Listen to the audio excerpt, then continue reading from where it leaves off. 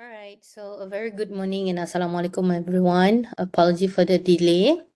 So we're gonna start our webinar this morning.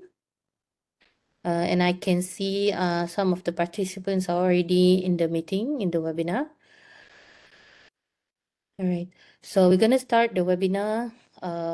Before we start inviting the speakers, let me just briefly introduce about this webinar. Welcome to the webinar of Seagrass Ecosystems, Biodiversity and Conservation in Sabah Coastal Waters. So why this webinar is organized is because in conjunction with the Ocean Celebration 2025, which is actually organized by the Borneo Marine Research Institute, University Malaysia Sabah. And as per se in the poster, the title is Seagrass Ecosystem, Biodiversity and Conservation in Sabah Coastal Waters. So to all participants, this webinar is actually part of the World Ocean Day celebration, which is held on the 8th of June 2025, and also organized under Goal 4 of the Coral Triangle Initiative on Coral Reefs, Fisheries and Food Security, CTI-CFF Malaysia, to commemorate the Coral Triangle Day, which is celebrated annually on the 9th of June. So as we all know, seagrass is one of the blue ecosystem found in CTI countries, serving not only as a habitat for various marine species, but also playing an important role as a natural coastal protector and carbon sink in efforts to mitigate climate change. So the purpose of this webinar again is to identify the current status of seagrass ecosystem in Sabah, as well as to raise awareness and appreciation of this valuable system. So again, thank you very much for all the participants for joining us this morning.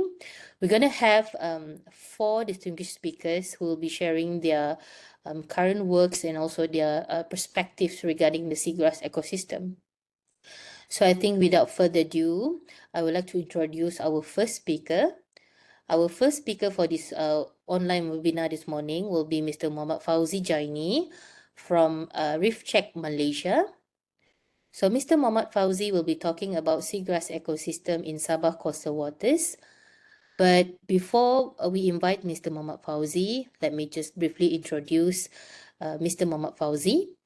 Mr. Muhammad Fauzi bin Jaini was born and raised in Kampung Sunsuron, Tambunan, and he pursued his studies in ecology and biodiversity, majoring in zoology at University Malaya, and began his career in the field of zoology and ecology on Mantanani Island, Kota Belud. And he spent over 5 years conducting research on the ayam tambun, which is a tambun chicken. And he has also been involved in research on other iconic terrestrial animals, such as the clouded leopard in Tawau Hills Park, the sun bear in Pitas, and hornbills in the Kinabatangan Wildlife Sanctuary. Currently, Mr. Muhammad Fauzi serves as the Assistant Program Manager with Reef Check Malaysia in Sempena and conducts extensive research on marine ecosystem, including seagrass. So this marks an evolution from land animal research to marine plant studies. So Mr. Fauzi is also a highly artistic individual with a deep interest in science communication and environmental awareness education. So I think without further delay, I would like to invite Mr. Muhammad Fauzi to the floor to share about his current work and also his perspective on seagrass ecosystem. I would like to invite Mr. Fauzi to the floor.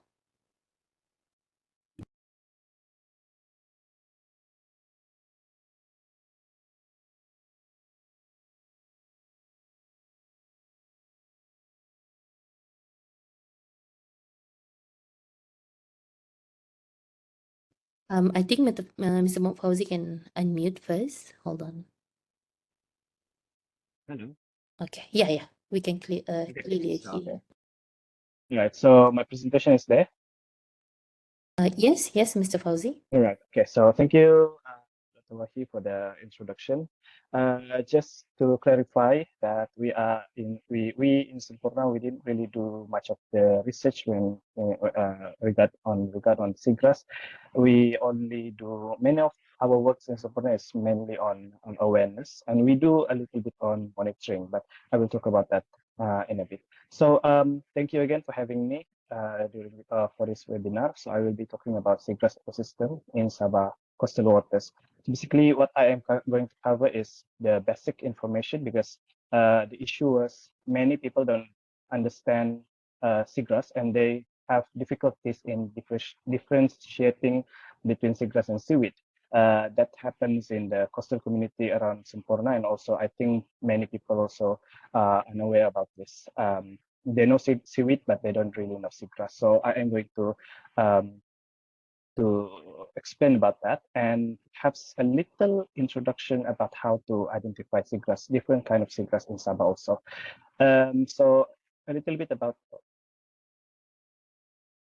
how do I remove this.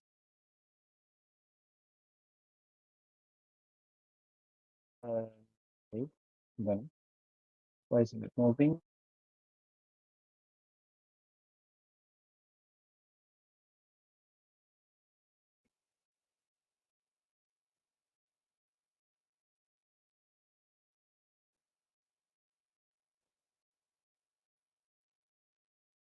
I have problem moving my PowerPoint.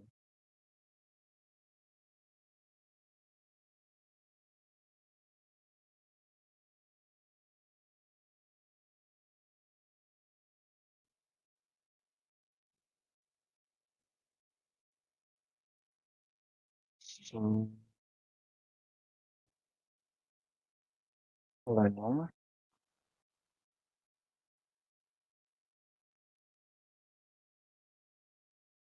See, it's not moving. I'll try again.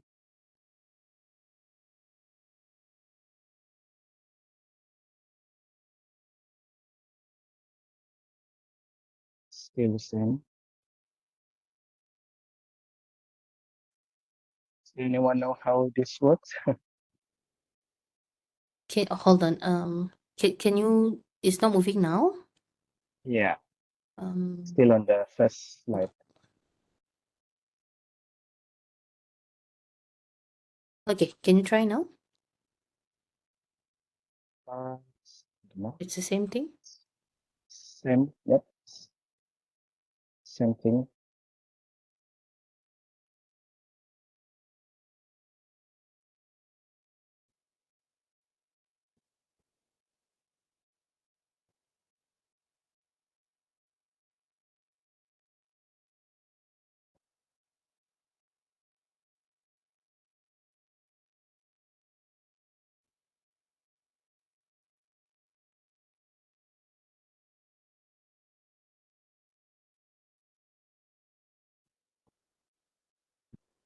Use the arrow keys to move this shading control.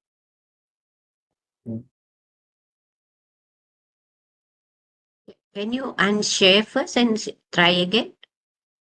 All right, put them on.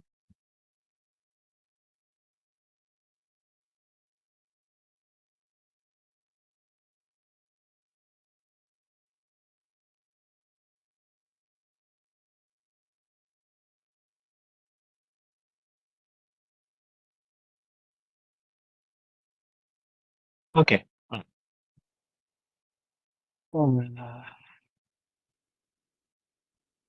okay. So sorry for the technical issue. So yeah, so a little bit about Reef Check Malaysia. So Reef Check Malaysia is one of the global reef check network, and we are registered in Malaysia since 2007. And our main focus is on coral reef monitoring, science, and also education and management. So we basically focusing on sustainably managed marine ecosystem in Malaysia. In Sempurna, we did a reef check survey, basically to understand the health of the reef around Sempurna and also around Sabah. We did coral bleaching monitoring. We also help the community to establish community protocol. This is basically native law to protect their marine resources around the island. We also have the waste management program, coral rehabilitation, and also sea patrolling. All of these are done by the community. And also awareness program where we basically just go to school and community to deliver awareness about marine ecosystem. So when talking about seagrass, one thing that we also always did was well, we have the monitoring on seagrass in the area of the community, but we don't really have the details of scientific, as I mentioned before, scientific research. So what we did was basically citizen science program to the community. So we teach them how to, we train them how to do, to lay out, to lay down the transect, how to identify different species, and how to collect the data and stuff like that. So basically that one we did for the DHI company. So the data is with them, so it's not our data. So basically what what I'm going to share with you now is just what we already done with the community lah, what we teach them, what we train them with. So first thing is to identify what is seagrass and how it is different from seaweed lah. So seagrass is basically a flowering plant. It's a plant.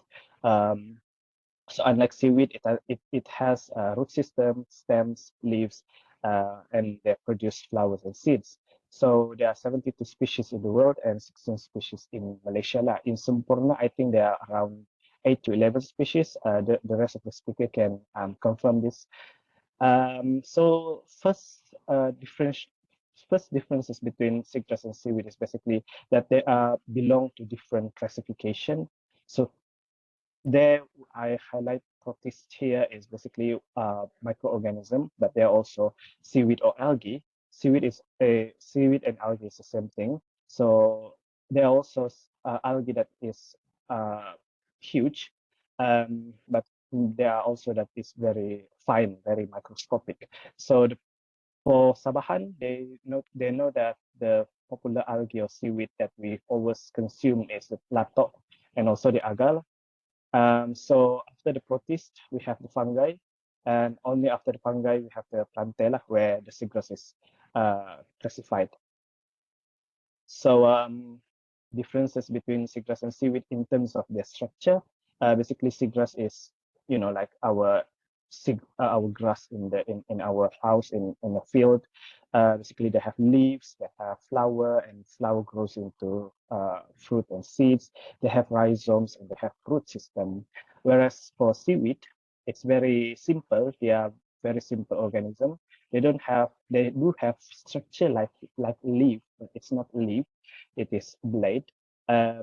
And they have stipes and also holdfast. So usually when I introduce seagrass to the community, because they have access to this seaweed and seagrass, so I usually ask them to pick up the seagrass and seaweed. Which one is easier to be to be picked up lah? Because for the seaweed, they actually just have holdfast. They are attaching to substrate. They're just sticking there instead of planted where seagrass is. So seagrass is much more difficult to collect if we want the whole structure compared to seaweed. And seaweed also, if you notice, they can easily detach from the substrate during what is that called, during rough seas and things like that. So that is one major differences between seagrass and seaweed lah. Seaweed is basically just attaching to substrate, whereas seagrass is planted inside the substrate. And another thing, when we eat the lato and also the seaweed, we can notice that there has no fibrous. So that is also tells us that seagrass and seaweed are different. So this is basically one way to differentiate seagrass and seaweed lah. For those who are not aware about the differences. So seagrass, we can find them in the intertidal zone. So intertidal zone is the area where the tide going up and down. They need to be around that place where it is not too deep and not too shallow, because they need to undergo photosynthesis. But there are also species of seagrass that can be found down to 90-meter deep. There are several adaptations to this plant where they need to live in salty water. That's number one. Number two is they need to be exposed to sunlight. And then the third one is the changing of environment from marine, and then also from fully submerged and then completely exposed. So those are the kind of adaptation that they need to go through. And then these are just the several diversity of seagrass. Maybe the audience are interested in trying to look the differences between seagrass and seaweed, and then to go further to identify the differences of seagrass. So basically, seagrass, these are the kind of seagrass that we have here in basically in Sempurna, and I think around Sabah also. So they are species that looks very similar to our grass at land, on the land, but they are also species that has unique features, and I'm going to talk about that. So the first one is a tape seagrass. It's very huge. It is easy to recognize because this one is very huge. The leaf blade is 1 meter, almost 1 meter in length. These are the only species of seagrass that is being consumed, not for the leaf or anything, but for the fruit. They have the stewed fruit here. I've eaten, I've tried it, and it tastes nutty. It tastes like nuts. And if you can see here, there's also flowers and the leaf. And then the sickle seagrass, this one is very easy to identify because the leaf is C-shaped or sickle shaped. So sickle seagrass.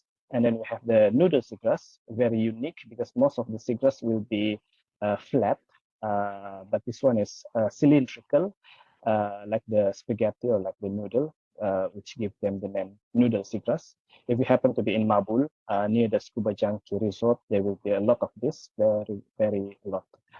And then there are also the sickle ribbon seagrass. This one I haven't seen one, but it is like the sickle seagrass, but with a stalk attaching to it.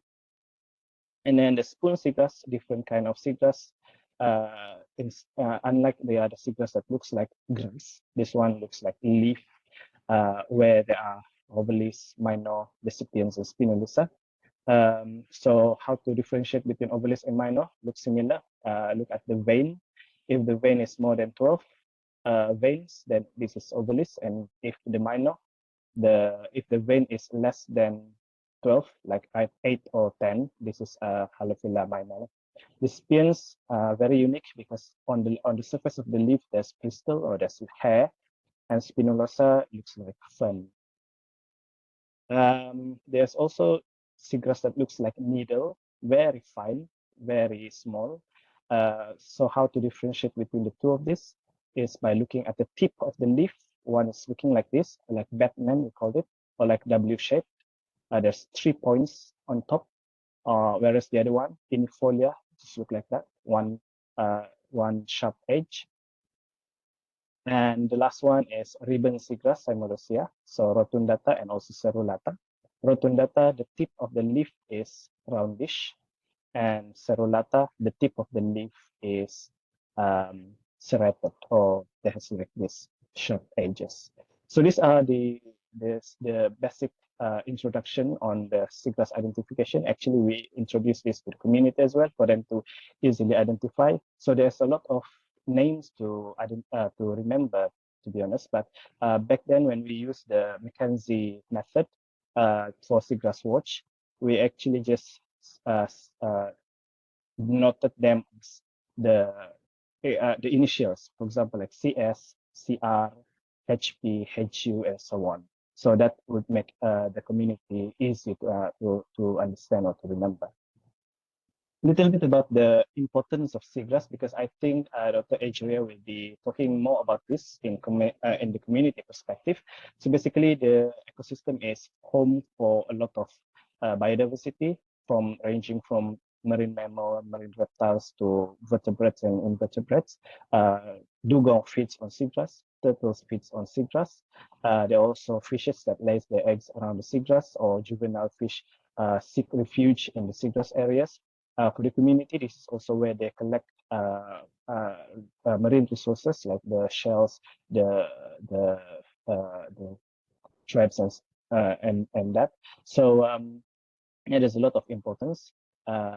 This is also a coastal protection from the waves and from the tsunamis, things like that.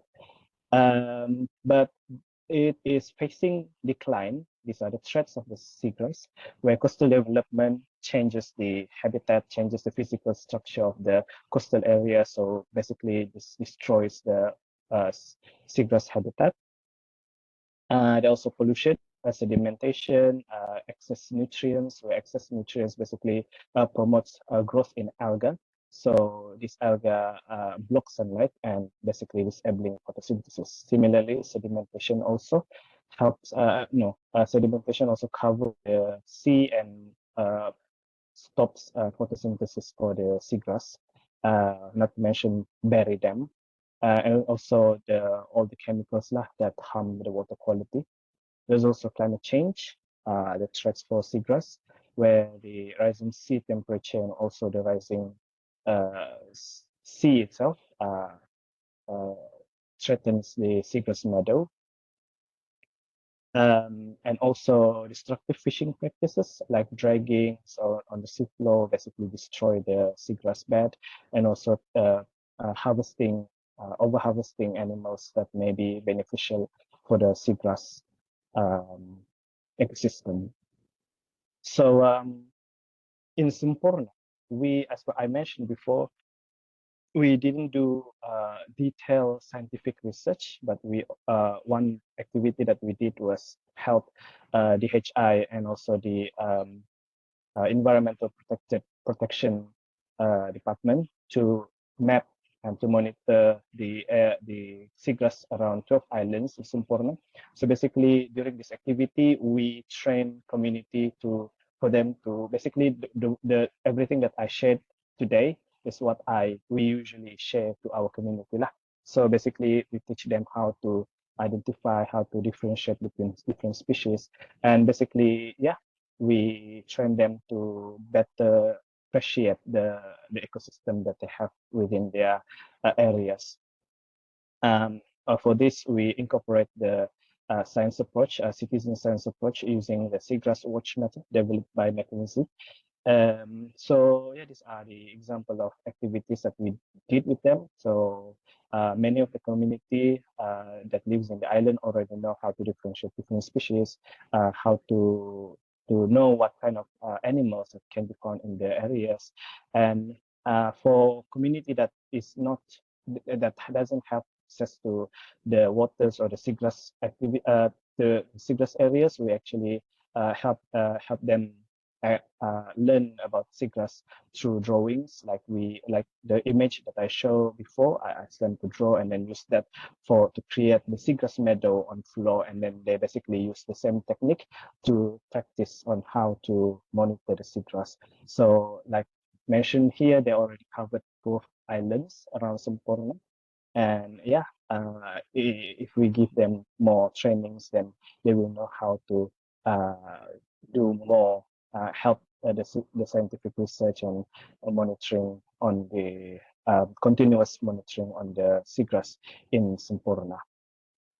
So I think that's about my sharing. Very basic, very on the surface, because I believe the next speaker will talk more about the seagrass efforts, conservation efforts in Sabah. So basically, what I am targeting to do is to tell people that there are distinct differences between seagrass and seaweed, and I have shown you different kind of species of seagrass. So should you be interested to walk along the beach nearby and spot the seagrass around your area, then you might know how to identify different species of the seagrass already. So I think that is everything from me. Thank you so much.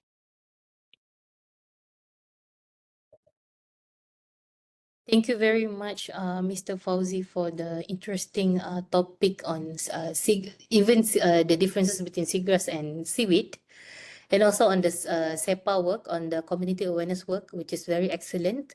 So I think I'm going to open the floor for any question from the floor. Can we entertain one or two questions, Mr. Fauzi? Sure. Do we have any question from the floor?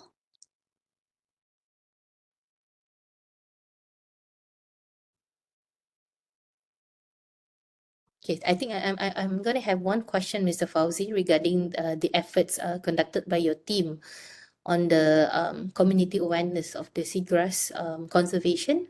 How was the acceptance of the community towards the efforts made by your team on conserving the seagrass? Okay, thank you for the question. So basically, the one thing about the community is that they are very open to new experience and new skills. So when we offer them to learn about the seagrass and to do monitoring, for them this is just another activity that they can experience and can enjoy. So they are very positive. Some of them can memorize different species. Some of them are very interested when we open for another monitoring or activities that that even when we go far from the Sempena town, very far, they even how to say openly or very actively engaging with this kind of activity. So for me, they are very positive. Yeah, they are open to any conservation opportunity for them to learn and for them to basically contribute back to the community, to their community, basically in terms of knowledge sharing and conservation. So yeah, the perception is the acceptance and perception of this community is very positive. Thank you, Mr. Fauzi, for the response. That's very promising to conduct another extensive community awareness program in the future. So, and I'm going to open again the floor for any questions. If anyone have any questions or maybe have any point of view regarding the presentation that have been shared by Mr. Fauzi just now, we may accept one or two questions. All right, so maybe I think we're going to reserve if we have any questions, we can reserve towards the end of the session. So I think I'm going to proceed with our second presenter. Thank you very much, Mr. Fauzi, again for the presentations and the sharing. And I believe that all the sharings that have been presented by Mr. Fauzi will be beneficial for all of us who are here today. So we're going to proceed with our second presenter. We're going to have Miss Brittany Chang from Soka University, Japan. So Miss Brittany will be talking about the remote sensing and mapping on seagrass in Sabah. Let me just briefly introduce Miss Brittany. So Miss Brittany Ashley Chang, she holds a degree of Bachelor of Science in Environmental Science and Policy from the University of South Florida, USA. And she's currently pursuing her master's degree in biological and optical oceanography at Soka University, Japan. And she previously served as a conservation officer at the Marine Research Foundation from 2022 up until 2024, with an extensive experience in marine conservation projects such as underwater cleanups, sea turtle tracking, and bycatch monitoring. And Miss Brittany is skilled in GIS tools, science communications, and multilingual language, which is English, Malay, and she can also speak Mandarin and Japanese. And she is also a PADI Rescue Diver certified, and she has participated in various international environmental workshops. So without further delay, I would like to invite Miss Brittany to share about her talk on remote sensing and mapping on seagrass in Sabah. Please, Miss Brittany, the floor is yours.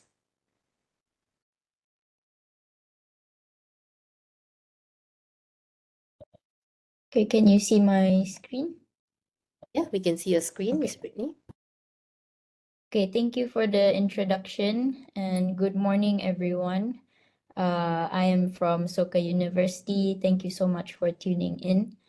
A special thank you to UMS BMRI for the kind invitation to speak at today's webinar. Okay, as mentioned by the moderator, I'm currently a second-year master's student at Soka University, but I'm originally from Sabah. And before I started my master's, I worked in marine conservation, mainly on fisheries bycatch mitigation and plastic pollution. So while remote sensing is still a relatively new area for me, it has become a key component of my research, especially its applications for coastal ecosystems. So my talk today is entitled Remote Sensing and Mapping of Seagrass in Sabah. So I will cover 5 objectives. The first one is I will talk about the importance of seagrass and its threats. And then I will move into the significance of mapping them and also the challenges attached to this. Third, I will talk about different mapping methods and then slowly move into satellite remote sensing.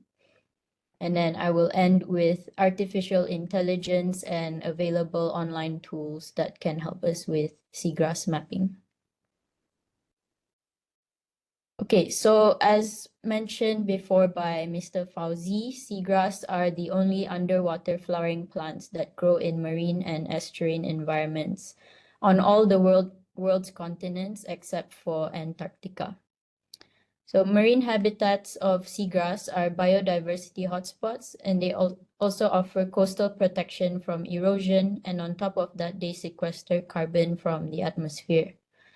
However, seagrass are also at risk from coastal and port developments, nutrient runoff, dredging, and environmental changes such as increasing sea surface temperatures. This list goes on. Okay, so seagrass mapping is significant as it provides us with a baseline of the conditions of the meadows. So with maps, we can identify areas which are declining or recovering. All this information can help decision makers on managing these coastal habitats. Mapping seagrass is challenging due to its submerged nature, so mapping them is not as easy as mapping terrestrial plants. Seagrass can also be seasonal and dynamic, changing in size and distribution, and they are not present all year round depending on which species, which adds to the complications of mapping them. Another factor is the variability of water clarity, and this is affected by both natural and human impacts. And water clarity affects the depth to which light can reach.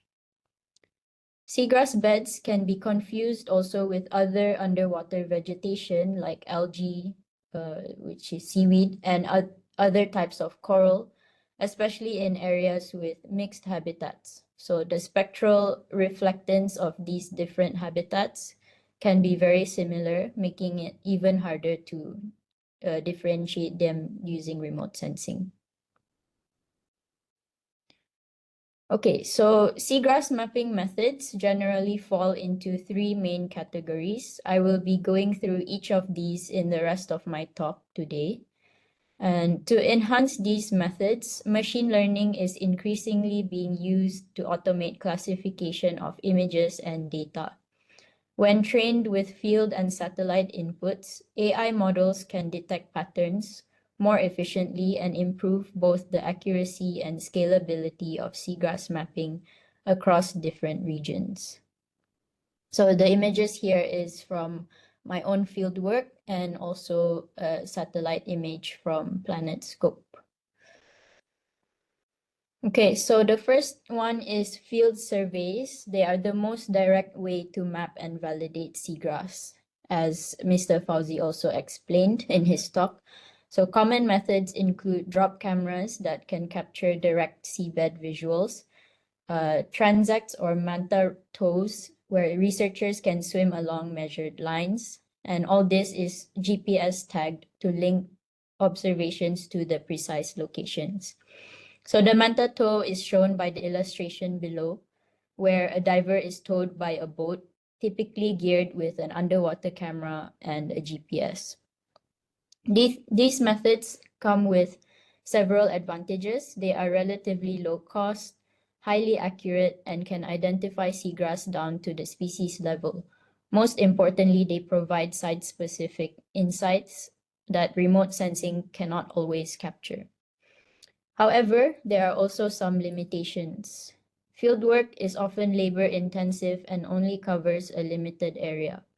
It's also highly dependent on weather and also the tides, which can delay or complicate data collection. But still, field surveys remain essential for training and validating remote sensing and machine learning models. Okay, the second type is aerial surveys. They are a valuable middle ground between fieldwork and satellites. So using tools like drones or aircrafts, we can collect high-resolution images that capture fine-scale details of seagrass habitats. So to the right are two examples from a publication by Ahrin and Townsend from 2016. This approach offers several strengths. So high resolution helps reduce mixed pixels, making it easier to distinguish seagrass from other benthic features. It also allows for identification of small-scale patterns like patchiness or bare sand gaps in the meadow. However, there are also trade-offs. So aerial surveys are often also weather dependent, which limits when and where data can be collected. They can also become expensive if you want to cover larger areas, especially with the aircraft. And like other optical methods, they are impacted by the water clarity, or in other words, turbidity, which can obscure the view of the seafloor.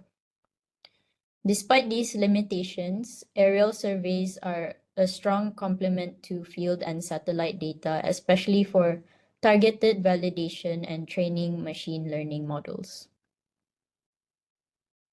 Okay, moving into the third method is satellite remote sensing, and the definition of remote sensing is the process of detecting and monitoring the physical characteristics of an area by measuring reflected and emitted radiation, usually from satellites or aircraft.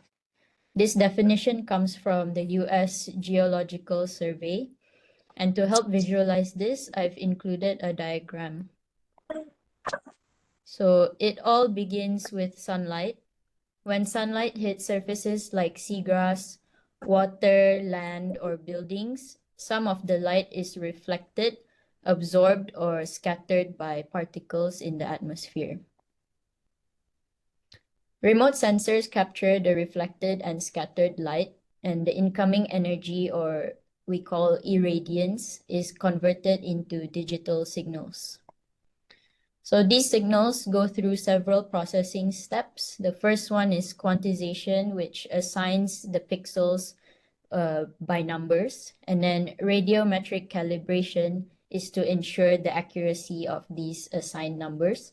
And the atmospheric correction is to remove any distortions from clouds, haze, or gases. Excuse me.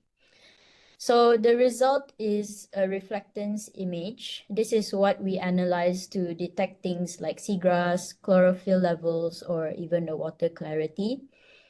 And the way light behaves in water, how it's absorbed or scattered, can influence what we detect from space. These are called apparent optical properties, or AOPs. They depend on the sun's angle and the direction of the sensor.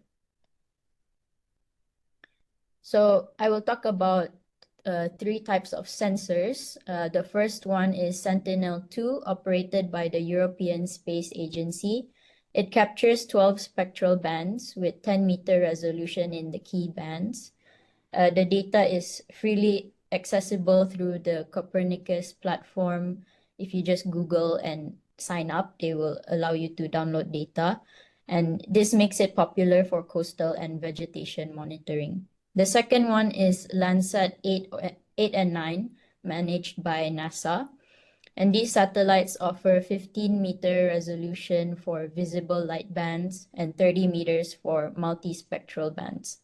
So Landsat captures the visible, near-infrared, and thermal infrared data, and these are useful for tracking temperature and also habitat dynamics. The third one is GCOM CSGLI by JAXA. It's specifically designed for ocean color and coastal monitoring, capturing 19 spectral bands with resolutions ranging from 250 meters to 1 kilometer. So while this resolution is coarser, it provides daily global coverage, making it valuable for detecting trends in chlorophyll A, CDOM, which is color dissolved organic matter, and suspended matter. So all three satellites, like I said, are open access data and are widely used for their ability to monitor changes over time across broad geographic areas. Okay, to truly understand what's causing the signal, we need to study the inherent optical properties, or IOPs. This is different from AOPs. And these describe how water and its contents absorb and scatter light, independent of sunlight intensity. So seagrass influences IOPs mainly through absorption due to pigments like chlorophyll, and scattering affected by leaf structure and density. However, in the real world, other components such as color-dissolved organic matter, phytoplankton, chlorophyll A, and total suspended matter also shape the underwater light field. These can all obscure the reflectance signal from seagrass, making detection more difficult. So on this slide, as you can see, the 4 examples from GCOM-C SGLI, the 4 snapshots on the right. These are from Kuala Penyu, Menumbuk, and Labuan. So I just wanted to show how water is variable in the properties, both spatially and temporally. So to improve accuracy, researchers apply atmospheric correction and also water column corrections that adjust to these IOPs. Without these corrections, satellite mapping in complex waters can be far less reliable. Okay, so since satellite remote sensing is most widely used, there's also pros and cons.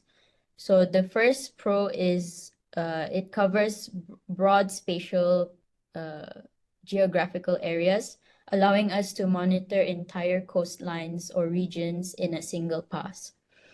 It's also highly efficient, and because satellites can collect automatically the data and at often and regular intervals.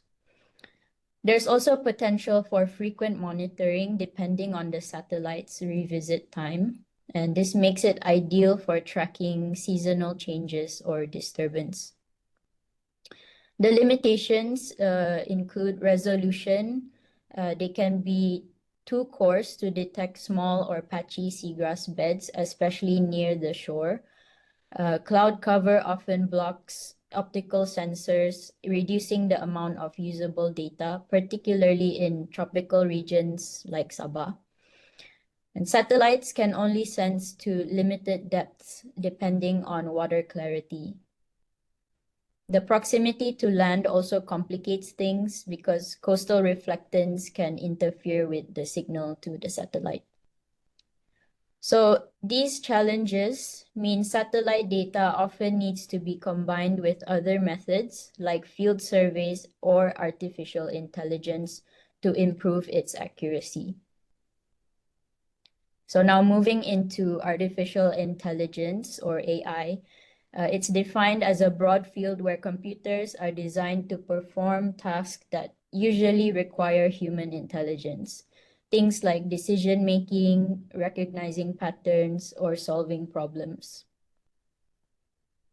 So one important subset of AI is machine learning. This allows computers to learn from data and improve their performance over time without being explicitly told what to do. In the context of remote sensing, machine learning models are trained to recognize specific features like seagrass by analyzing satellite imagery along the training data. So once the model is trained, they can scan new images and classify areas that likely contain seagrass, helping us to cover huge amounts of data more quickly and consistently as compared to manual analysis. So in the next slide, I'll go over some pros and cons of this. So the first benefit is efficiency at scale. So AI can quickly process large volumes of data. It can also improve accuracy where models or algorithms can detect subtle patterns that maybe manual methods might miss. And it's also adaptable, so you can retrain the AI with new data to reflect the seasonal or environmental changes. But the cons to this, it needs quality training data, which means you need reliable field data. And it's also limited in transparency, which means that it works like a black box. So while you can see the inputs and the outputs, sometimes the steps in between, it's hidden and you don't know how the machine made that decision. So it's also not always transferable. A model trained in one region may not properly perform in another region.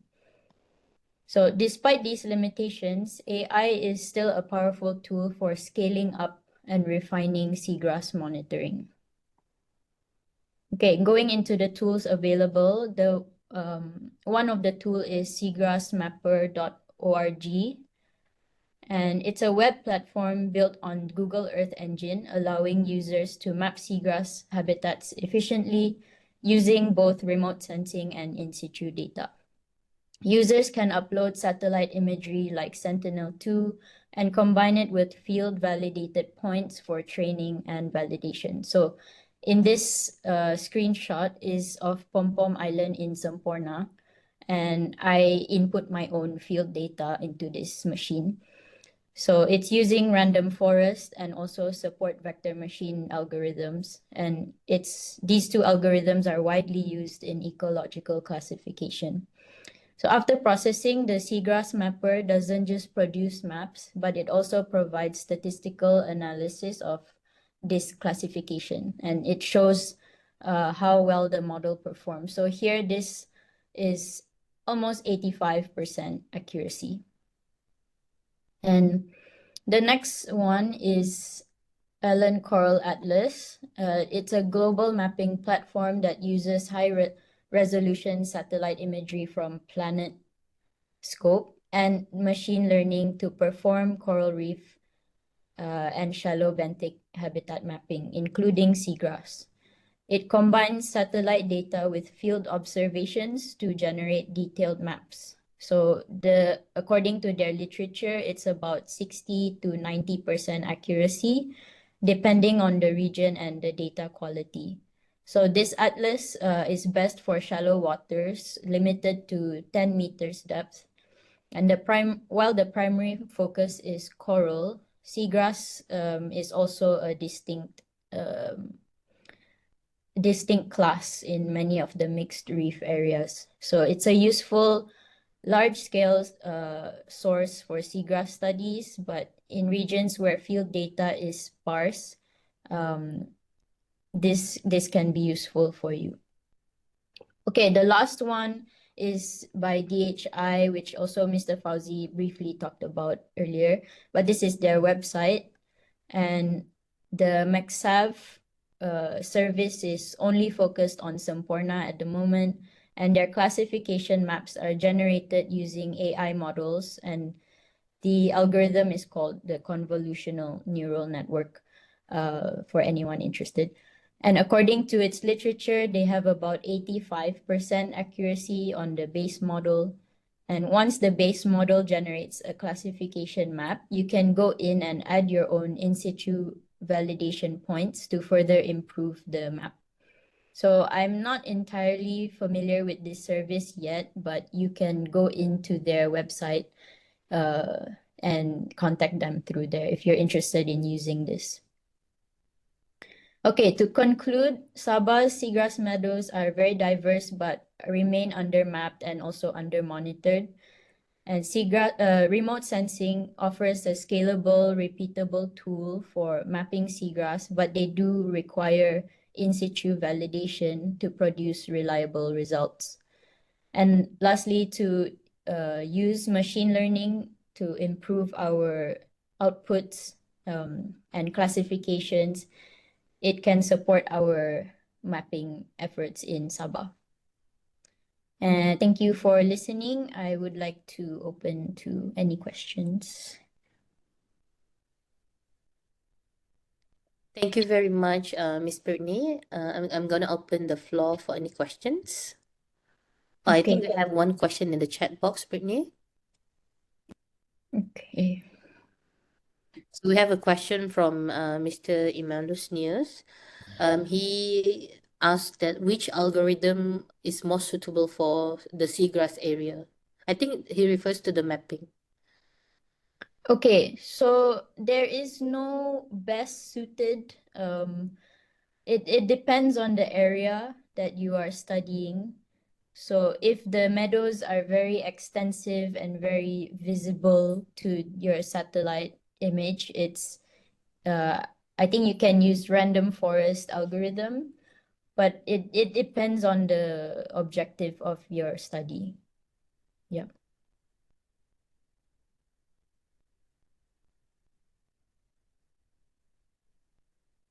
Thank you for your question. I think you have another question. Yeah, there's another question from Mr. Melos. He asked if can Global Mapper process multispectral imagery for seagrass health classification? Are you talking about this Seagrass mapper? Yes, okay.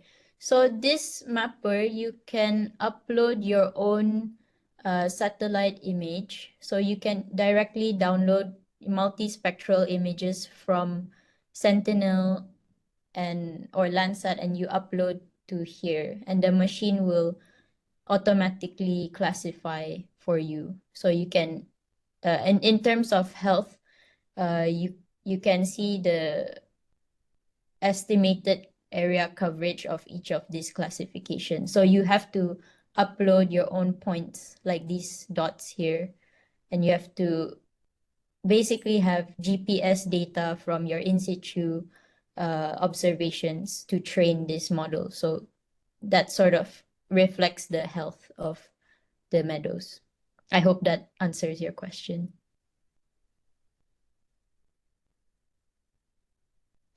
I think there's another one question. One participant asked, how good is the AI at distinguishing between seagrass and algae? I think including seaweed as well. Okay, so for this question, I have a slide prepared here. So when you do go through these data, you have to look at the spectral reflectance of each of these habitats. So sand, the spectral reflectance is completely different from green algae, red algae, and brown coral. So it's all about looking at the spectral reflectance and also in situ observations. So field data is very important. I think there's a continuation of the question from Mr. Imelus. He asked if we use UAV image. Is it possible? Is it also doable to use a UAV image? UAV image in the seagrass mapper? Yes, I think so, yeah. Okay, so this Seagrass mapper is still under development, and I think that is a very good suggestion for the developers to use UAV images in this kind of service. So I will convey to the developers about this suggestion, but I think it will be capable of doing so. Thank you, Brittany. Do we have more questions from the floor? Hi, Brittany. Oh, yeah. Hello. It's Roman here. Yeah, there's another question from, okay. please, Mr. Roman. Okay, I just want to ask, how long have you been studying about the distributions of the seagrass in the Sabah? If that's a Yeah, okay. sorry, because I would like to ask whether you can see the pattern of distribution for decades or maybe in the past 5 years. So what is the outcome of this study that you expected? Okay, so thank you for your question. To answer the first part of your question, I've only been studying this for 1 year or just over 1 year. So I have not looked at the long-term change of seagrass, but I am interested in looking at it because satellite imagery goes back maybe even over 10 years. So Yes, correct. yeah, That will be very, I think it's really important data that we should look into because we are seeing seagrass distribution to as a blue carbon initiative that could be happen in Sabah as well. yeah. Yeah, okay, thank you. That's all my question. Thank you, thank you. I totally agree. Yeah, it's very important to look at the long-term changes in Sabah for seagrass and blue carbon. Thank you everyone for the question. I think thank you very much again, Miss Brittany, for the presentation. A very interactive and very I would say very useful and beneficial for everyone who is involved with the seagrass mapping Thank project. you. Thank you so much, Yeah, everyone. thank you again, Miss Brittany. I think I'm gonna proceed with the next speaker. Okay, thank you. Okay, so our next speaker will be Associate Professor Technologist Dr. Ijria Saleh from Borneo Marine Research Institute, University Malaysia Sabah. So Dr. Ijria will be talking about the role of seagrass in supporting coastal livelihoods and community. And let me just introduce briefly about Dr. Ijria. Dr. Ijria Saleh is an associate professor at the Borneo Marine Research Institute, University Malaysia Sabah. And she holds a diploma and a bachelor degree of science in fisheries science from University Putra Malaysia, and a master's degree in recent environmental change from the University of Liverpool, United Kingdom, and also a PhD in oceanography from University Malaysia Sabah. Previously, she served as the manager for the Coral Triangle Initiatives on Coral Reefs, Fisheries and Food Security, CTI-CFF Sabah branch office under the Ministry of Science, Technology and Innovation from 2013 up until 2016. And she's also the Deputy Director of the Borneo Marine Research Institute, was from 2016 up until 2020.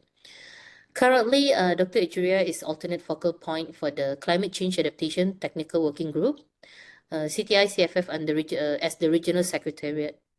So her research interests focus on coastal processes, climate change, and community engagement in coastal region. She's also a member of the World Seagrass Society and has actively participated in various scientific marine expeditions within the Sulu, Sulawesi Seas. And Dr. Ijria has led more than 10 funded research projects and has authored or co-authored over 100 articles, books, and book chapters related to coastal oceanography and climate change adaptations. So I think without further ado, I would like to invite Assistant Professor Technologist Dr. Ijria Saleh to share her presentation or to deliver her talk. Please, Dr. Ijria.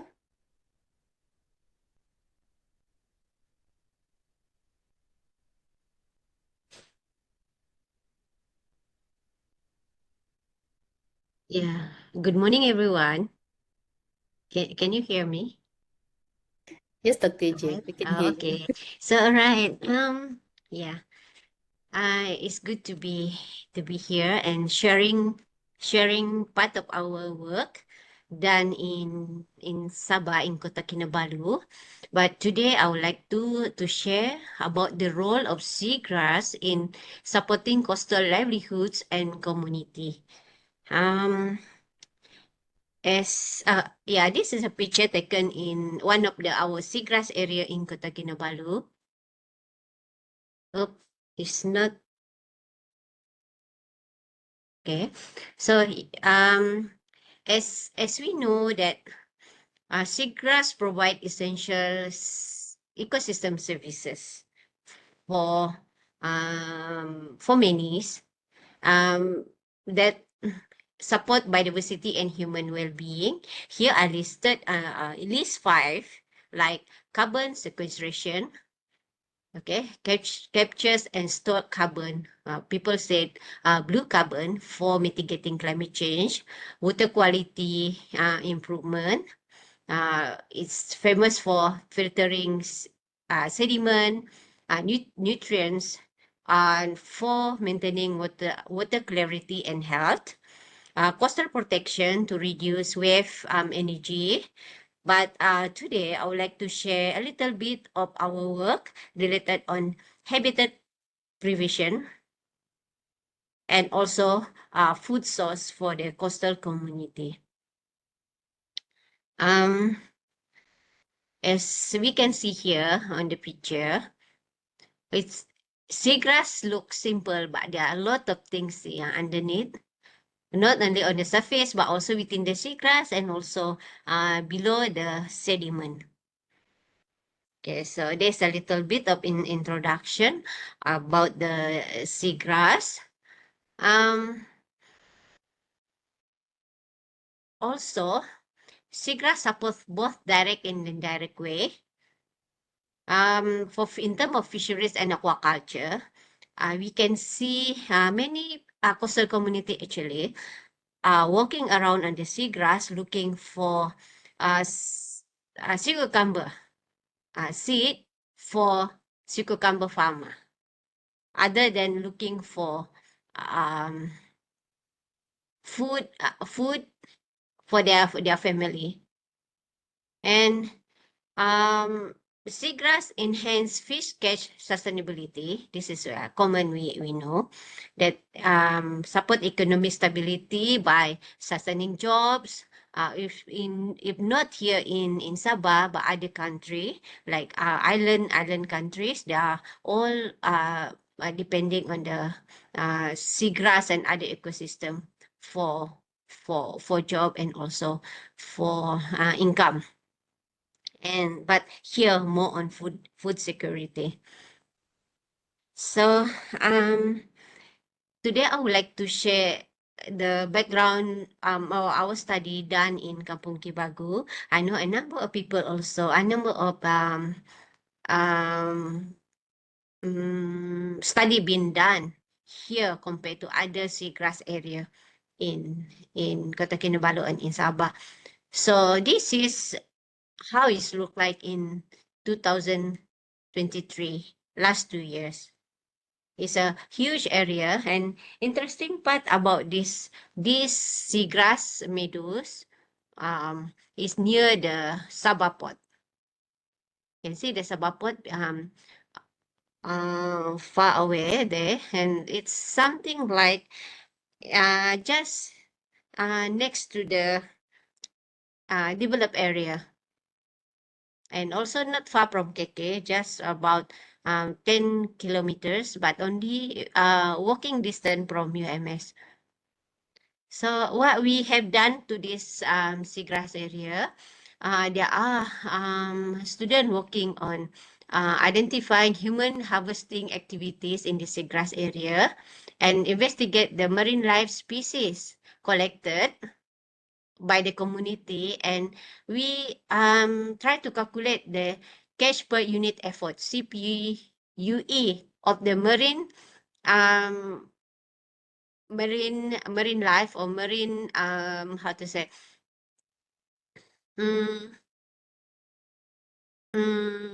found in the seagrass area. So this study, simple study, have been done between July and December, where the tides occurred in the afternoon, started from 3 o'clock to sunset around 6:30. Okay, so and the low tide height is less than 0.4, where we can walk on the seagrass area and the seagrass bed is exposed. Yeah, this is where Kampung Kibagu located. As I mentioned earlier, just next to MS, and I'll be also sharing a number of pictures taken from Ambung Bay. It's located about 70 kilometers from north of Kota Kinabalu. So talking about seagrass, there are two seagrass habitat can be within the intertidal area where exposed during low tide, and there are also seagrass always submerged. We call it a deep seagrass. Then normally this community will go for diving or fishing or hook and line in this area. But for intertidal area where similar to Kibagu, the community normally go for hand collecting during low tide. Okay.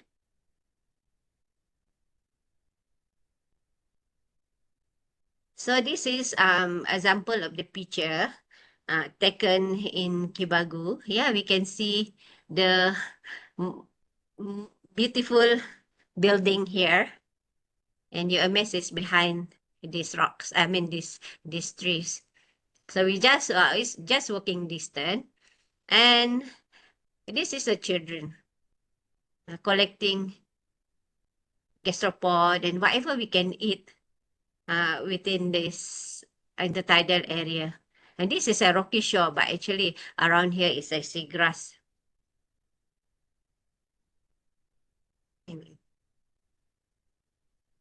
Okay, so we did a study by interviewing the community during low tide between July and December in 2013, and about 112 individual data we collected. And the number was highest in July. So July be soon. Now June and July be next. So the community seem that, start to go to the seagrass area in July in the afternoon. They are also actually in the morning, but here for this study, we use as a afternoon as a um, time for data collection, and reducing in December. Okay. And the average taken by the community to be in the seagrass area about 3 hours. Yeah, start from 2:30 p.m. once the water start receding and slowly, and then also from shoreline they will keep moving towards the last point of the low tide. They try to collect gastropod or whatever they can eat within the seagrass area, and they'll normally stop at 6 o'clock or 6:30 p.m. before sundown. What else? I think, yeah, about 3 hours, some less, depends on their availability. But most of the ladies or the women will be stay longer. So this is the species, the group, actually, a group of marine life identified within the seagrass area that collected by the community.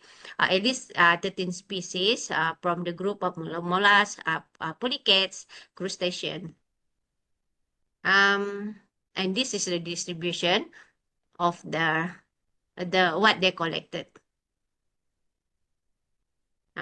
This is the dominant part.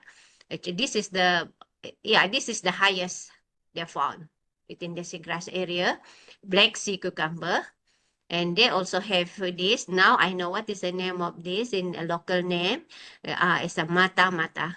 So because of the ice. Okay. We also have this lambis and a lot more things actually, but this is an example. In terms of cash per unit effort, this is interesting part. The highest in August. Okay, there are many people come and start in July, but actually the highest CPUE was in August, and is slowly decreasing. This is another study done by the postgraduate student. I try to compare, but cannot be done a statistical analysis because different time frame. But we try to compare. This is a seagrass coverage in February until in February 2023 and up to January 2024.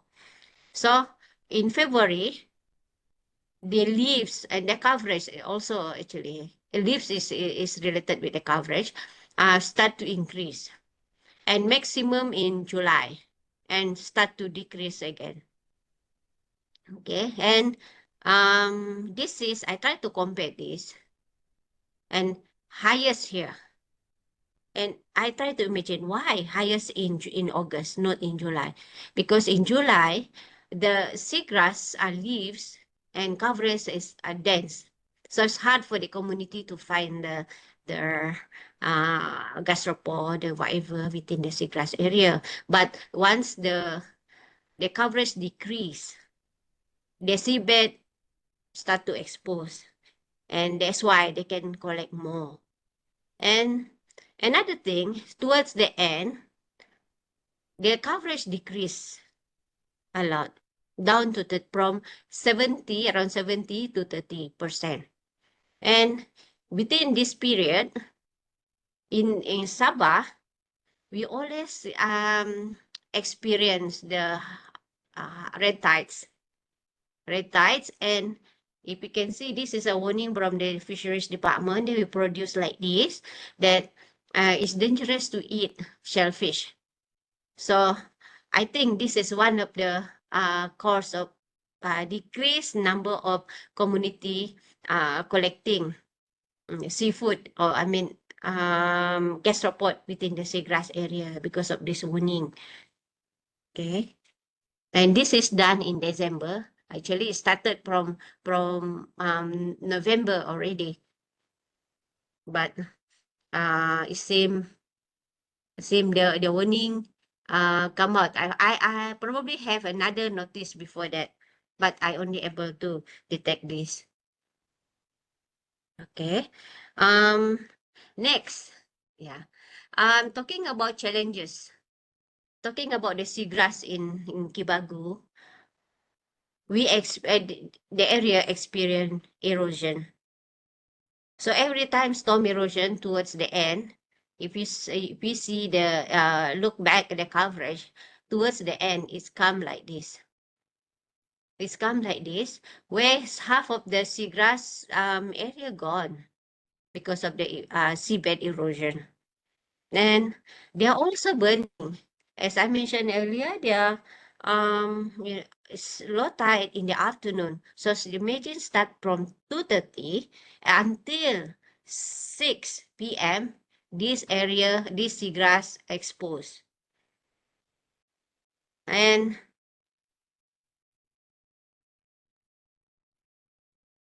this is another picture. The sun is still there, and all the leaves dry up. But once the wave during high tides and the waves and windy, this seagrass start to root start to expose due to erosion. So this is a contribute of the seagrass loss and seagrass coverage decrease towards the end of the year. And the community, since we are no law, no guideline, the community keep coming. Business as usual, come to the seagrass area. As you can see, start from low tide until sunset, the people are still there and coming, not only from the kampung itself, from the Kampung Kibagu, but come from different areas. Some once we interview, they are from Inanam, they are from Tuaran, Mangatal, and so on. But in 2025, May, last month, I visited this area where the seagrass goes. The seagrass bed was here last 2 years. This area was green, but now all gone, covered by sand. And I found this. The black sea cucumber, the highest species found in this area, only hiding within the seaweed. Only seaweed left. And we don't know what is the future now. Probably taken by the community or still there. But I hope it survived. But there are studies said that the seagrass meadows are known to fluctuate seasonally and change from year to year. So hopefully, it will be back, but we try to monitor also what will happen in August, as recorded the highest coverage in the past. Sorry, it seems stuck. Okay, so I try to compare with other places in Sabah, within the intertidal area, and I choose Ambung Bay. This one also full of seagrass in the past and also gone. This Ambung Bay is located actually is a bear, a huge bear, and more protected. But the seagrass also gone. This one uh in February, and the community still there, even though no seagrass, but they go to the rocky area, goes to where the what left there. They try to find what marine life can be taken. Okay. This is example. This one was seagrass area, and how I know, actually I visited, but when I went there, only this fan clam left. The seagrass all gone. And this is example of remaining seagrass in February, actually February, but now when I visited last week, this seagrass no more there. Said right? And this community, yeah, I keep observing them. They are moving around, and this was inside the bucket. Only 2 species found. In the past, there are more than 10 species within the seagrass area, but only 2 more, and they are keep harvesting in them. And they said then no more hard to find these 2 species in this area. So what action taken? From the UMS side, from Borneo Marine Research Institute, we continue to organize SEPA related with seagrass. This is awareness program carried out in 2023 in Gibagu. The seagrass is still there, and the Sabah port crane is still behind. So it's good memory, but now no more. Second, coastal connection living lab. Okay, what is this? It's marine ecosystem preservation and marine resources conservation through community engagement. So visited the community in Ambung Bay. This is interesting part. All the seagrass area, full of seagrass, this left side, but the protected one, actually they are not, this is accidentally protected. This is their sea cucumber farm, but abandoned already, no more, not used anymore because no seed of sea cucumber from wild. So the net's still there, but the seagrass protected. So yeah, this is, I think, one way we can improve the seagrass outside there by giving a little bit of protection. And in European country, they introduced this coastal city living lab, focusing on enhancing climate change resilience. So this is in the city area. This is in kampung. We should have different approaches for kampung in terms of SEPA, but we also have other way to introduce in the city by bringing scientists and policymakers to improve our city coastal area. Okay, future focus. Most of we're talking about community and normally fisheries, but the people, the group like youth and women also need to be, pay attention as the gleaning or those are people who are in the seagrass area most of the time. Okay, as a summary, coastal community, okay, they are gleaning, looking for mollusks, polychaetes, and crustacean within the seagrass area during low tide. And this is, yeah, this is common, right? And this is we identified in in Kibagu. And there are diverse range of fishing and gleaning activities at seagrass area. Why I highlighted this is they are not all good for the seagrass. They are keep, digging here and there. And this is we need to do something on it we need to reduce it in terms of protection of the seagrass. And Kibagu, close to the urban area, and of course affecting not only by the climate change but also human intervention and coastal development and overharvesting. But this is also we need to tackle how to preserve or how to conserve whatever remaining seagrass we have. And storm, based on the literature review, is increasing. It's related with the sea level rise as sea surface temperature as well, where increase by 1 to 8% for every 1 degree Celsius increase. So this one also we need to tackle. As a conclusion,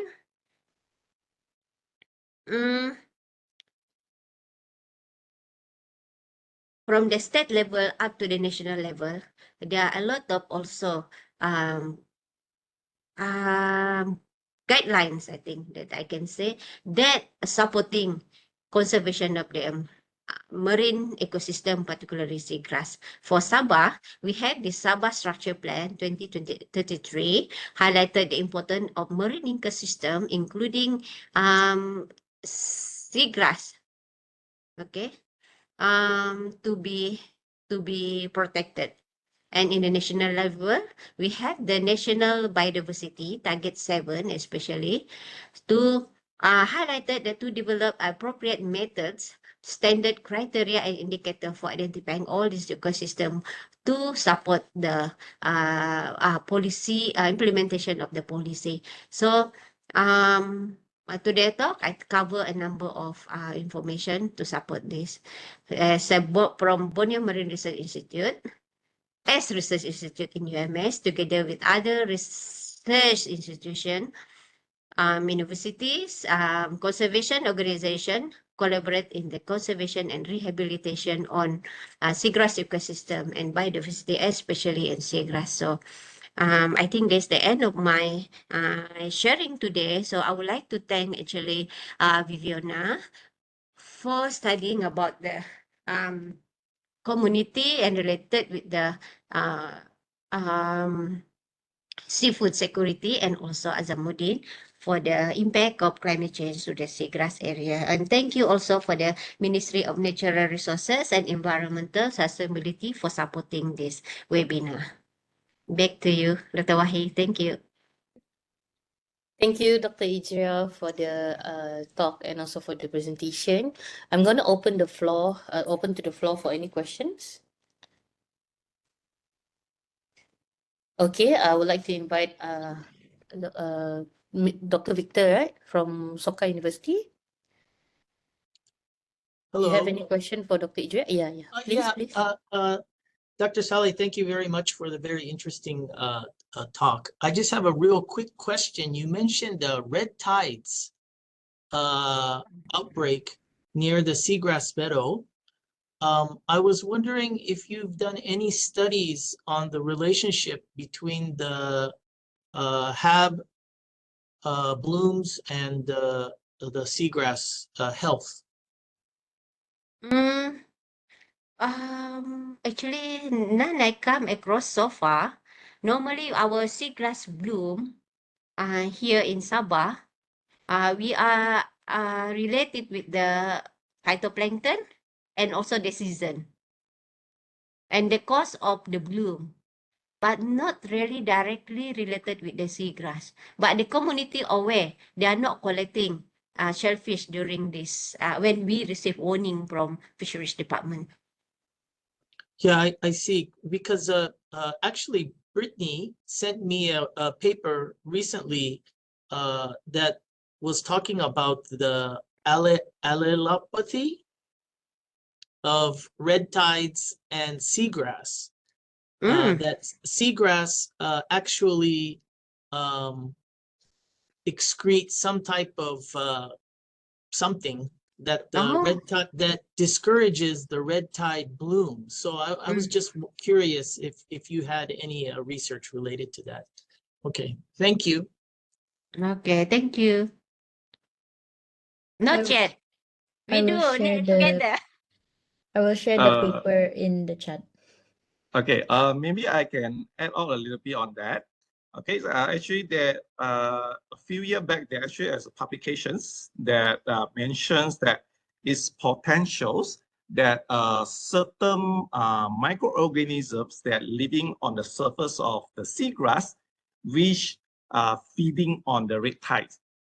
So there's that paper are suggesting with the healthy seagrass is potential to reduce the occurrence of red tide. It's not because of the seagrass, but the seagrass provide the habitats or the surface for the microorganism to grow on that, and they feed on the red tide phytoplanktons. Yeah, thank you very much for that follow-up, Michael. Yeah, you're welcome. I think that's a very, very interesting approach for the community to preserve and conserve the seagrass, because it can provide a mitigation for harmful algal blooms. I think that's a real interesting area of research. Thank you. Yeah. Good. Thank you for the great insight as well, Dr. Victor. I think I'm gonna open the floor for any questions, if there's any question from the participants.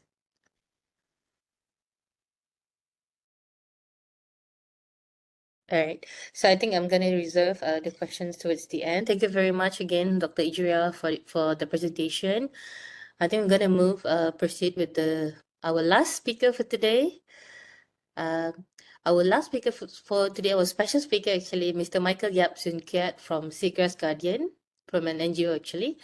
And Mr. Michael will be talking about seagrass transplantation and its challenges. So before I invite Mr. Michael, I would like to introduce a little bit of background for Mr. Michael. Mr. Michael was born and raised in Sungai Petani, Kedah, and since childhood, he has been deeply interested in and fascinated by the wonders of the marine environment. So after completing his STPM, he pursued a degree in marine science at University Malaysia Sabah. And he then worked in various fields, including tourism and shrimp farming. In 2016, Michael continued his studies with the Masters in Marine Science, focusing on seagrass cultivation. From there, he founded the NGO named Seagrass Guardians to raise awareness about seagrass through talks, exhibitions, and other initiatives. So at the same time, Michael also joined the international NGO Climate Educate, where he plays a role in promoting awareness about the ocean, especially seagrass and blue carbon. So in addition to his research, Michael is actively involved in seagrass habitat conservation. It's actually an effort through a collaboration between UMS, NGOs, and corporate partners. He also participates in environmental education to increase public awareness and highlight solutions where everyone can contribute to nature conservation through daily actions such as reducing plastic use, recycling, and many more. So I think without further delay, I would like to invite Mr. Michael to share his talk to our audience. Please, Michael. Okay, thank you, Dr. Wahi.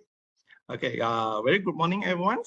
So without further ado, so I will proceed with my sharing about the seagrass transplantations and its challenges.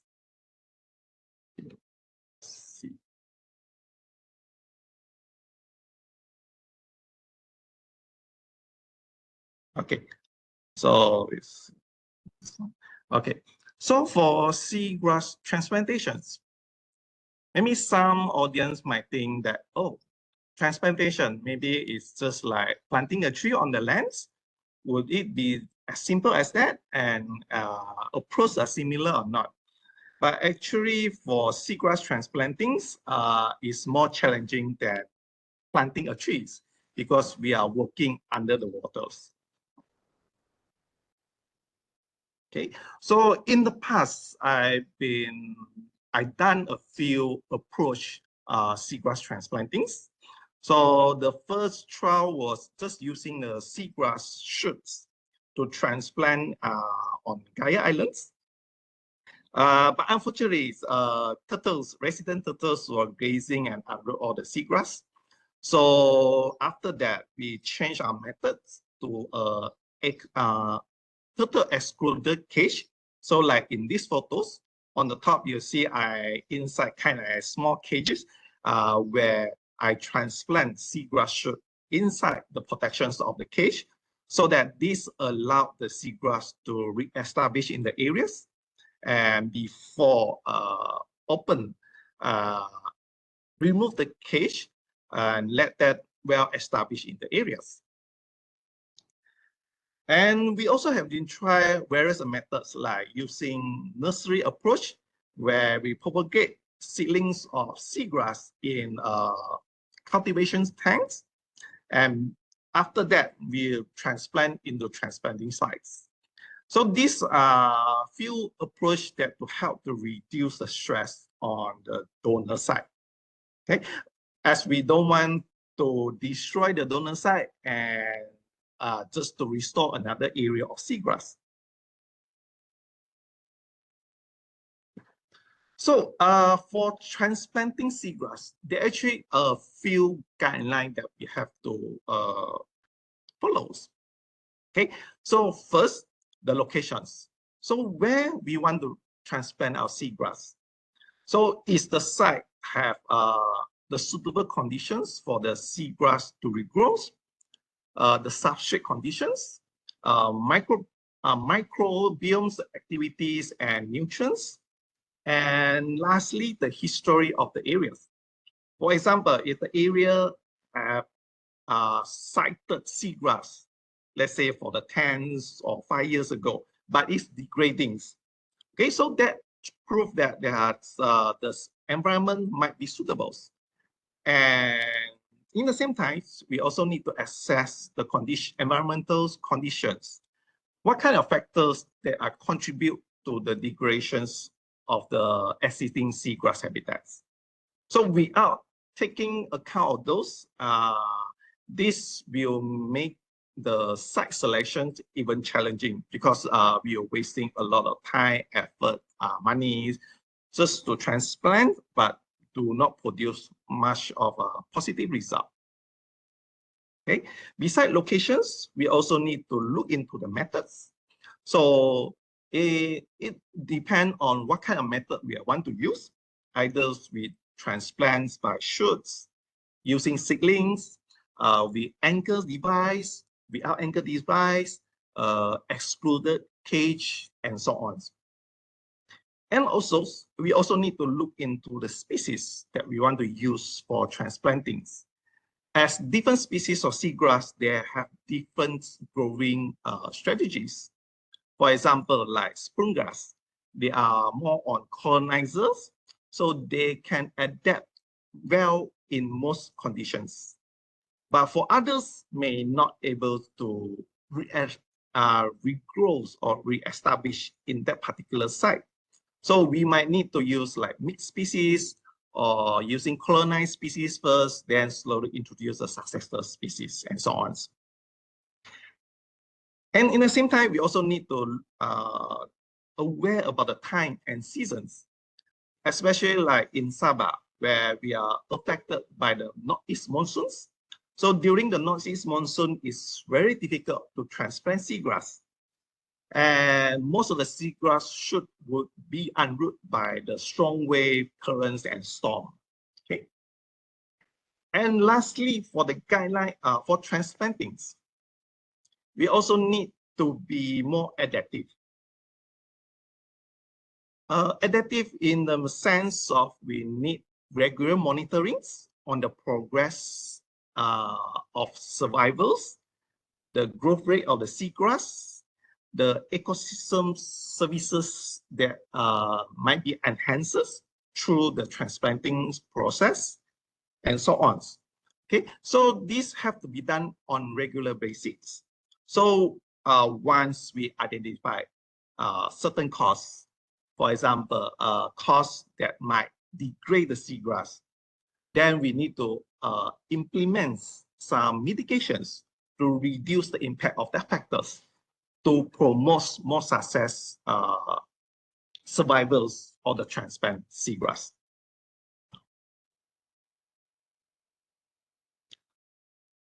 So, as I mentioned, there are several challenges when we do transplantings. Methods we want to use, species, site selections, where we want to go taking our seagrass shoots, using seed and so on. So here I'm going to share the challenges that I'm facing in the past few years where I've been involved with seagrass conservation and restoration projects. So first of the challenges, which are the most critical, is the seedlings, where we're going to take seagrass root that enable us to do transplantations. So so either we want to use seagrass roots from healthy donor site, but the challenge will be, do we have enough donor site to support this? Unfortunately, based on the recent observations, a lot of seagrass meadows are not that healthy. So when we do transplanting, we try to minimize the impact on the donor seagrass site, where we normally don't take more than 25% from the existing donor site. So we're using the shoot and transplant at the restoration site. If have enough budgets, we can establish a nursery where we can take shoot from donor site and propagate them in the nursery or culture tanks. So where they can grow more shoot, and then we take the new shoot and transplant to the restoration site. So that's also another alternative, which depend on the budget that available for the seagrass restoration projects. Seagrass, like other plants, like flower plants. So some might be curious, why don't we use seeds, since seagrass can produce seeds, right? Unfortunately, it's not so practical in tropical regions like in Sabah, because a seagrass meadow in Sabah are mixed species. Some meadows can consist up to 7 species of seagrass. So it's create a challenging situations when and where can we collect those seeds. Like the photo on the right-hand side, okay, these are the seed of Anhelus or the Cape seagrass, the largest seagrass species in Sabah. Okay, so their seed are big enough for us to sight and collect them.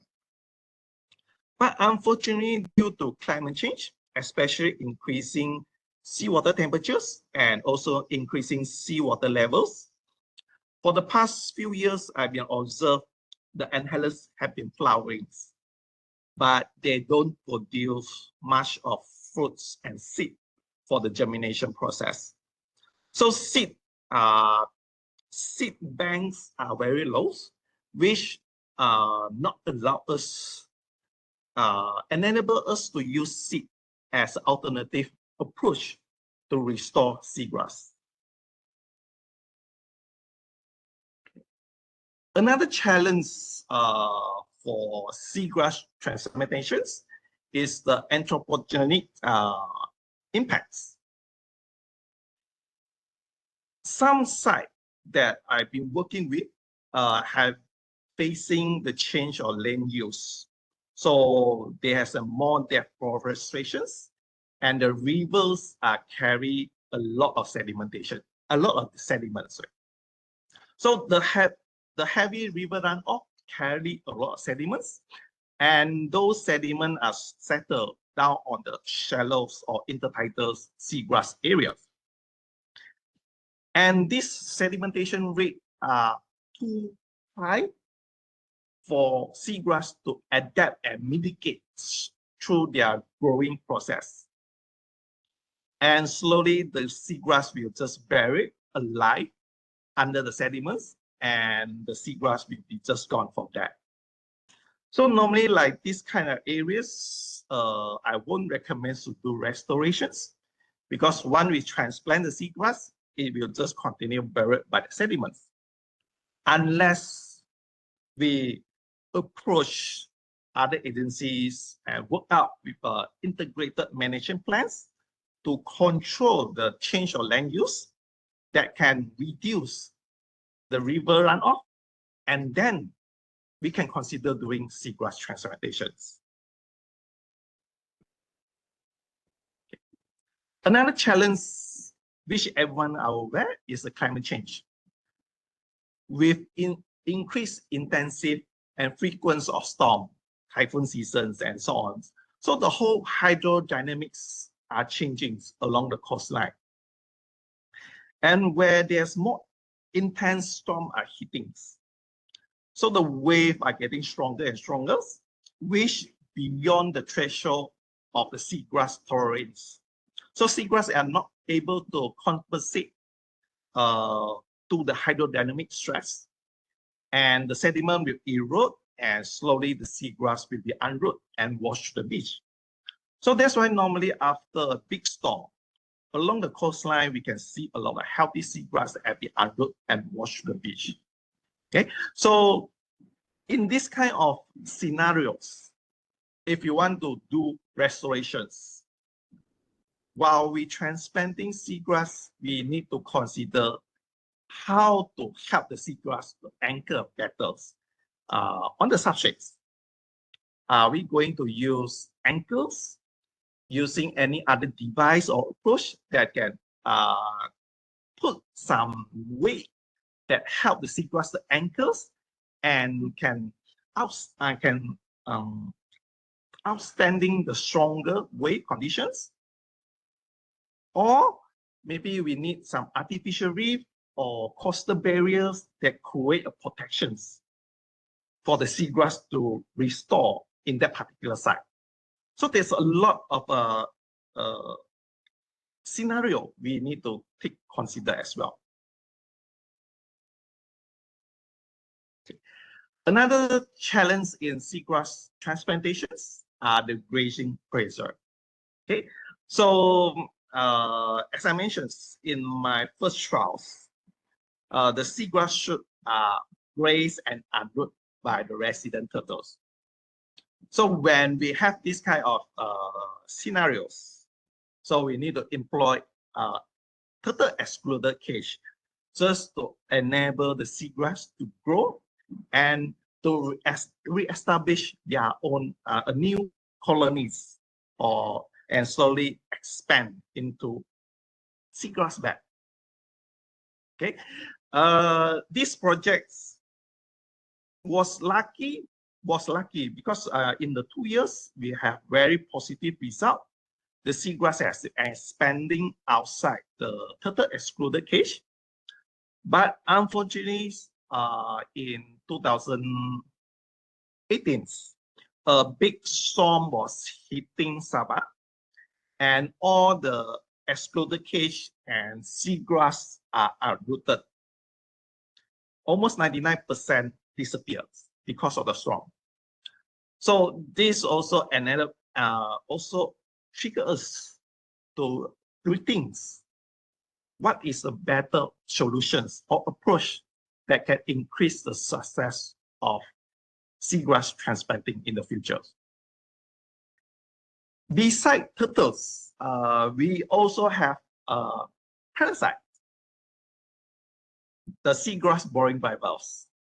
Okay, these boring bivalves, they only feed on seagrass, especially on Anhelus, Cymodocea, and Thalassia genus. Okay, so these boring bivalves, they bore inside the rhizomes and eat out all the contents. Okay, so after a period of time, this will causing the seagrass to die because they don't have enough nutrients to survive anymore. Okay, so this also one of the challenges, natural challenges that we might facing when we do seagrass transplanting.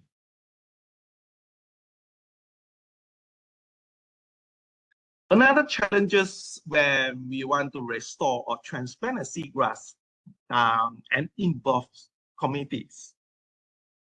But still, why communities don't keen or low participants in this kind of projects? Okay, one of them, the first thing they'll think of food. The first question always they ask, can we eat seagrass? Unfortunately, seagrass are more ecologist benefits, while seaweed are for more commercial values. Can seagrass generate livelihoods?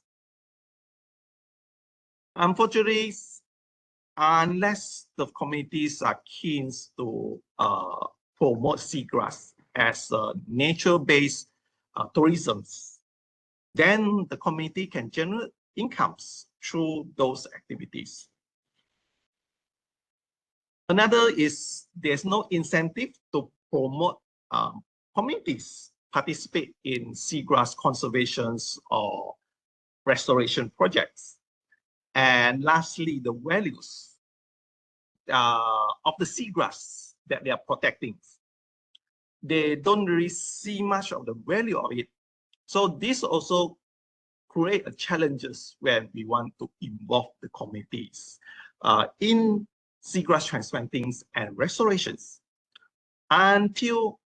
Unless we increase their awareness and their understanding about the importance of seagrass. For example, there was an increase for fishery resources through grainings, through sea cucumber culturings, seagrass tourism activities where they might have dugongs and turtles, which can attract a lot of tourists and so on.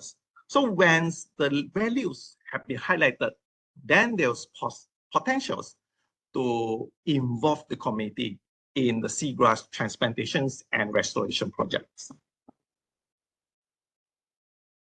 And another challenge in seagrass transplantations is the climate or nature financings. Unfortunately, fundings for seagrass are very limited, and people are not really keen to support seagrass restoration and transplantings compared with corals and mangrove, which are more well established and can generate positive result faster than seagrass. And another scenario is that there's no policy that enhance seagrass conservations and protections. So this also causing lack of fundings through agencies, corporates, and so on to support seagrass conservation efforts. And in recent years, carbon credits have been highlighted as one of the climate and nature financings. But would this kind of fundings benefit seagrass conservation and restorations? Because there's a lot of gray areas that are causing, which are not transparent. And if anything goes wrong, we can't really hold anyone for accountabilities. So this also one of the scenario that deters fundings towards seagrass conservation and restoration projects. So there are so many challenges we were facing for transplantings, during transplantings. So if we want to do any restoration projects, here are the few recommendations. Okay, first, site selections. We need to make sure the site we select have history of presence of seagrass, and what are the conditions currently. Is the conditions are ideal for the seagrass to grow or not? And water depths. Normally, we are recommends at water depth 2 to 5 meters. Okay, these have been compiled by papers where seagrass transplantings that have been done at the deep 2 to 5 meters can gain higher success rate. Because deeper the waters, less influence of tide and currents in intertidal areas, where the tide movements can also unroot the seagrass. While deeper area, they have more ideal conditions to regrow and re-establish a new colony. Okay, and also, we also need to do a preliminary assessment, especially involve the nearby communities. The community are using the seagrass for any traditional use, like as a medicines or as fruits, like the anhalus fruits. Some community do eat them as a kind of water chestnut, as a snack. So they have the traditional use. And we also need to assess the participations levels of the local communities. And we need to do more awareness and capacity trainings to enhance their abilities to monitor, to conserve, and even to restore seagrass in their nearby areas.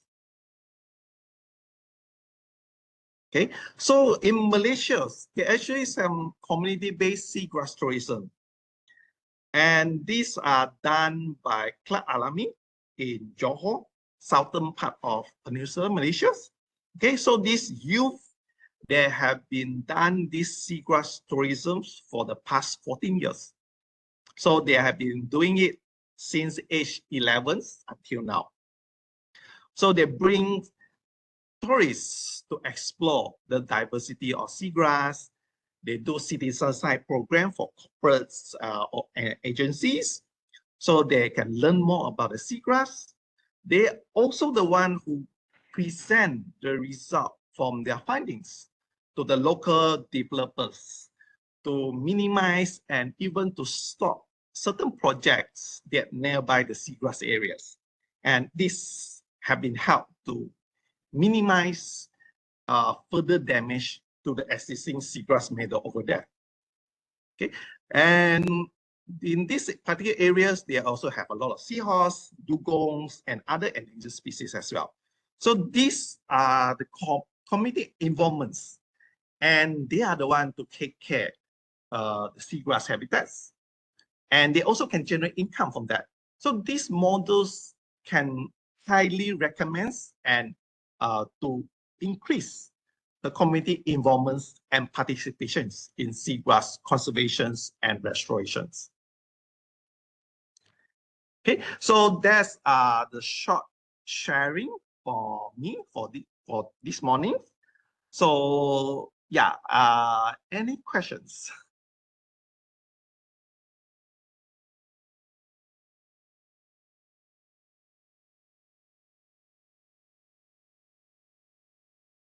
Okay, in the chat, got some question on.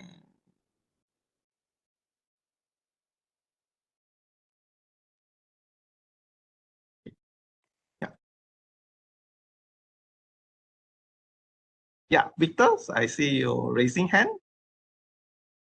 Yes, Michael, it's Victor from Soka University again. Thank you for the very nice talk. Just two quick questions about restoration.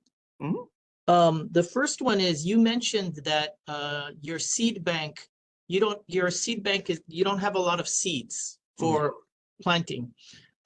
What is the current condition of your seed bank? Or like, do you have a bank of seeds? No, we don't have this kind of facilities, because for the most species, the most seagrass species in Sabah, their seed is low dominancy, which meaning that the seed need to germinate within 2 to 5 days. If not, the seed will rotten. Oh, I see. So it's very difficult to preserve them. Only the spring grass, they have the dominancy up to 5 years. Up to 5 years. Yes, but the seeds are very, very tiny. So to looking for them is also quite challenging for like sieving from sediments and sandy area is quite challenging to sieving out their seed out.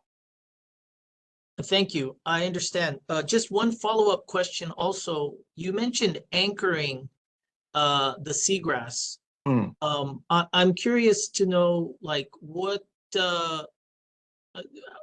how does that work? Do you use like a mesh system, or is it individual seagrass has some type of anchor, or how does the anchoring method work?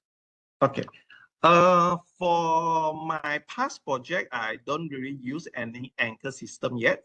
But for other places that some seagrass restoration group have been done, they are using bamboo to create like small staples, so to anchor the seedling down to the sediments. There are some using decomposable bag where they put the seedling inside and the whole bag will just bury inside the sediment. So it will allow the seagrass to regrow the roots and anchor well in that particular areas. I also see some they are using kind of a bit of rocks just to place around the seagrass to help the seagrass to anchor down. Yes, so there's a lot of methods have been used globally.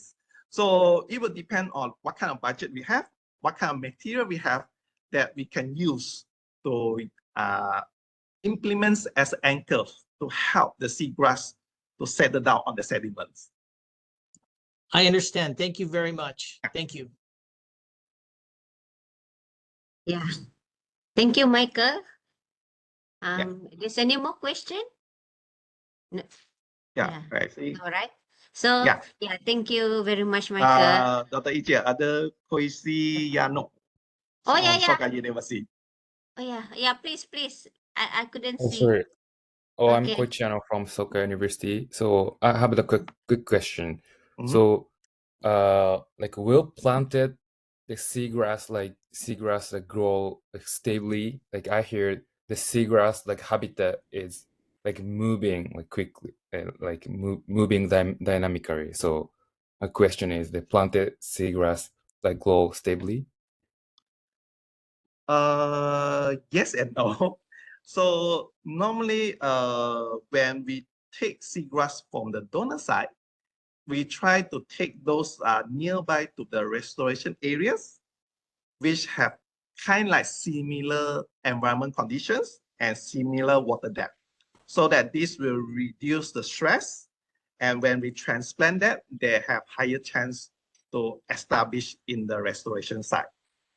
But other factors, like how we transport the seedlings, are we direct transplanting them, or we'll expose them to air for a few hours before transplanting and so on. So all these factors also can contribute if the seagrass can adapt in the new in the restoration site. Yeah, so it's Okay. look at the methods and environment condition as well. Yeah. Thank you. I understand. Thank you. Yeah. Thank you, Kochi. Yeah, sorry, I'll be taking over the role of moderator from Dr. Wahi. Yeah, if there are no more questions, that is the end of our webinar today. But before we end, we apologize for the delay and shortcoming. The recording of this webinar will be shared on Facebook page of Borneo Marine Research Institute later, as we unable to be, live streaming. And before we end also, I would like to highlight that today's topic related with SEPA, remote sensing, community, and seagrass transplantation. And there'll be next webinar will be announced in the Seagrass book group and also in the Facebook of BMRI. So we keep in touch on that. And those are still here. Shall we on our camera for group photo?